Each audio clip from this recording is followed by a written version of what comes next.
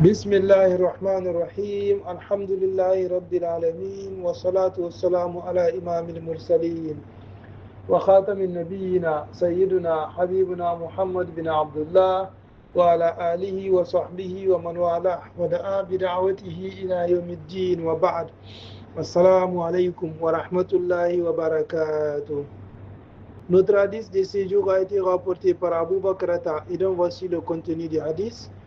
عن أبي بكرة رضي الله عنه أن النبي صلى الله عليه وسلم قال: ألا أنبئكم بأكبر الكبائر؟ قلنا بلى يا رسول الله. قال: الإشراك بالله وعقوق الوالدين.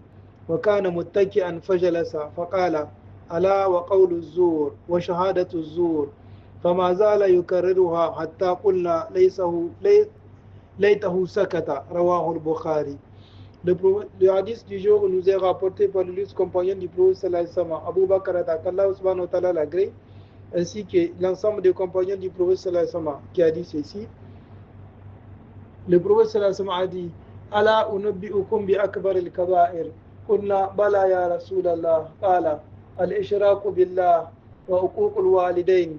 Wa kana muttaki'an fajalasa. Faqala: ala wa qawlu az-zur wa shahadatu az-zur. فما زال يكررها حتى قلنا ليته سكت. Le prophète sallallahu alayhi wa sallam a dit: voulez-vous que je vous informe des plus grands péchés majeurs? Nous répondîmes: oui, ô messager d'Allah.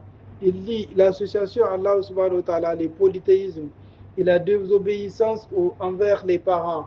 Puis alors qu'il était adossé, il se redressa et dit: est aussi la parole mensongère et le faux témoignage. Il continua à le répéter jusqu'à ce que nous disions si seulement il s'arrêtait.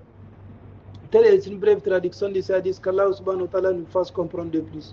Explication et contexte du hadith. Ce hadith compte parmi les textes les plus importants concernant les grands péchés al-kaba'ir. Le prophète sallallahu alayhi wa sallam commence par attirer l'attention de ses compagnons en leur posant une question.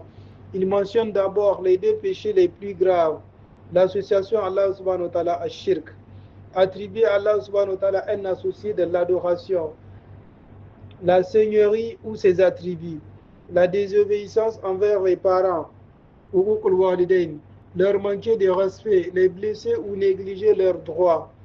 Puis le prophète sallallahu alayhi wa sallam, qui était appuyé, se redresse soudainement pour souligner l'extrême gravité des deux autres fautes: la parole mensongère, le faux témoignage. Les compagnons furent marqués par l'insistance du prophète sallallahu alayhi wa sallam, qui répétait ces paroles encore et encore. Cela montre combien le mensonge et les faux témoignages peuvent causer des injustices, priver des personnes de leurs droits, détruire des familles et corrompre la société. Ce hadith enseigne que le musulman doit préserver sa foi, honorer ses parents et protéger sa langue de tout mensonge, particulièrement lorsqu'il témoigne ou rapporte des informations. Qu'Allah subhanahu wa ta'ala nous fasse comprendre de plus. Ainsi, il est fortement recommandé d'aller à la mosquée très tôt après avoir pris une douche, se parfumer, porter de jolis habits, et les deux derniers ne sont valables que pour les hommes, car pour les femmes il est strictement interdit pour elles de se parfumer et porter de jolis habits quand elles sortent de chez elles pour aller à la mosquée ou au marché ou bien au travail. Si elles doivent le faire, eh bien qu'elles le fassent de leur foyer. Ainsi, il est préférable d'aller à pied à la mosquée, car ceci vous donne plus de récompenses. Qu'Allah subhanahu wa ta'ala nous donne la possibilité de pratiquer tout ceci. سبحانك اللهم وبحمدك أشهد أن لا إله إلا أنت أستغفرك وأتوب إليك. السلام عليكم ورحمة الله وبركاته.